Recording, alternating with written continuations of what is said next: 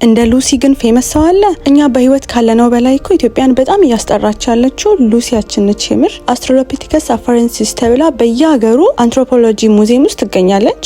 እንደ ሉሲ ፌመስ የለም ኢትዮጵያ ውስጥ። በጣም በእርግጠኝነት ነው መነግራችሁ። በቃ በየሀገሩ ነው ያለችውና በነገራችን ላይ ቆይ ምን ብለው ነው ያሳመኑን? ማለት ሰው ከዝንጀሮ ነው የመጣ የሚለውን ነገር ትርክቱን ታምታላችሁ። መቼም ባዮሎጂና ሂስትሪ ክላስ ላይ ኢቮሉሽን ቲዮሪን 10 ከ10 ነው የደፈናችሁት ወይም 100 ከ100 ምናምን ያመጣችሁ ሰዎች አላችሁ። ስለዚህ አምናችሁበት ነው ማለት ነው ወይስ ፈተናውን ለመድፈን ስትሉ ነው? እኔ በእርግጥ ያኔ ስመልስ የነበረው ፈተናውን ጥሩ ለማምጣት ስል ነበርና ሳስበው ግን በምን አስበው ነው እንደዚህ አይነት ሰው ነው አሁን እኛን ወደ መሰለ ቆንጆ ሰው የተቀየረው ብለው ያሳመኑን? ጭራሽ እኮ ማሳመን ነገር ነው። እኔ ሉሲ ስላለች ሉሲዬ ብዬ ሰላም ልላት፣ ሀይ እንዴት ነሽ እንዴት ነው ቆይታ በሰው ሀገር ልላት ነበር አመጣጤ። ግን ይሄን ሸክላ ስንጠቀም እንደኖርን ከዚህ ቀደም በእንደዚህ አይነት ቤት ውስጥ እንደኖርን፣ በእርግጥ እንደዚህ ጎጆ ቤት አሁንም አለን እኛ። ግን ሰው ልጅ ከዝንጀሮ ነው የመጣ የሚለው ነገር ለእኔ አሳማኝ አይደለም። በቃ በእግዚአብሔር አምሳል የተፈጠረን ሰዎች ነን ብዬ ነው ማስበው ነው።